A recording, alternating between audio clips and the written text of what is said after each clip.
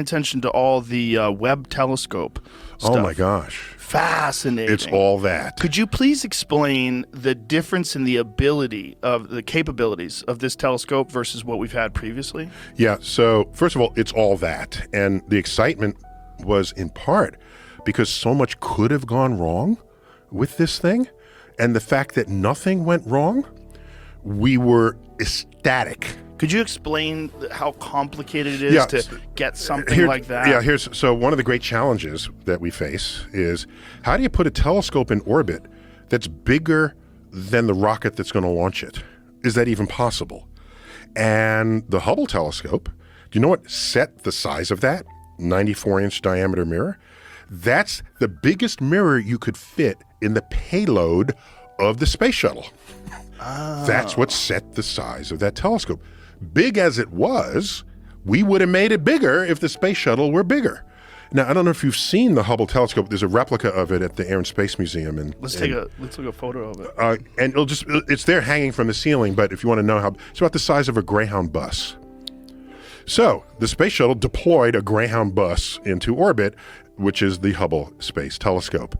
And the value of the Hubble was that you could update it with servicing missions, and it was serviced many times. And as a result, it lived within our culture for 3 decades. There are people who came of age only ever knowing the majesty of the universe as delivered to you by the Hubble telescope. 30 years worth of this. Think about it. Most other telescopes, they put into orbit and they have a 5-year mission and then they come down. So they don't have a chance to get inside you, to become something that you you got a nice visual there. So that's the Hubble telescope on the left, which every year I post a tweet at the end of the Stanley Cup, and I say, the Stanley Cup and the Hubble telescope had the same designer. Really? No, I'm just kidding. No, just look at the thing. Oh. It looks like the Stanley Cup. A little bit. Just a lot. I wouldn't confuse the two if they were in a room together. So here's the thing. So notice the Hubble telescope, its diameter is the spherical shape that fits in the spherical payload of the space shuttle. So now we want to put a bigger telescope into orbit. How do you do that? And so this is where you need engineers, clever engineers. We say, here's a rocket, one of the most powerful rockets we can use, but the fairing, that's the place where you hold the payload, can only be so big. And they say, all right, why don't we fold the telescope? Now, how are you going to fold the mirror? Oh, you turn the mirror into segments, hexagons. Hexagons, one of only 3 shapes that can tile a surface: a square, a triangle, and a hexagon. No other shape can do this. So, well, you can have other irregular shapes that can match up. You can tessellate, what it's called. But if you have what's called a regular polygon, so here in the image there, what you can see is all of the mirror segments. Those fold into a narrow structure along with the unfurling solar panels, as well as the heat shields. Notice it was made at Northrop Grumman. By the way, Grumman has a long history in helping NASA put stuff in space. The LEM, Lunar Excursion Module, remember that? The thing that landed on the moon? That was designed and built in Bethpage, Long Island at Grumman Aerospace.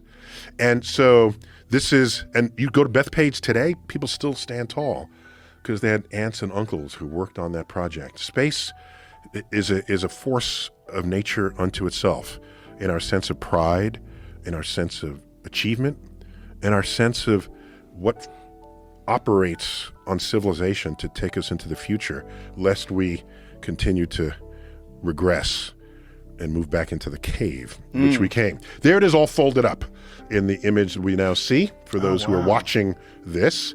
And you slip that into a fairing, and then you launch it 1 million miles from Earth, opposite the sun from Earth. And it unfurls like petals of a flower. Is there an animation of how that goes down? Yeah, they have slow-mo animation. Sure, he can find it. And it's the deployment, how it deployed as it was on its way to its location, which is one of the Lagrangian points in orbit. For every 2 objects that orbit each other, there are 5 Lagrangian points. So here we are unfolding. So there we have solar panels coming out the side, and there's the communication antenna, and it has a unique set of baffles that shield it from sunlight, so that the mirror and the detector can be very, very cold, because it's specially tuned to observe infrared that comes to us from space. And infrared, as you may know, we normally associate it with heat. Well, how am I going to detect something that's very, very cold in space if my detector is hotter than what I'm trying to detect? You can't, there's no way to see something that is warmer than the temperature of your detector. So your detector has to be very cold, extremely cold. So these are the baffles, and there are many, many layers, so that when sunlight hits one layer, that layer absorbs it and re-radiates it in both directions, forward and back. So there's less that goes to the next layer. So then the next layer re-radiates it, and by the time it gets to the 4th layer, hardly anything goes towards the telescope. And so it is insulated, and it drops to deep space cold temperatures. And it's literally where the sun don't shine right now. So the solar panels are getting this solar energy from the bottom.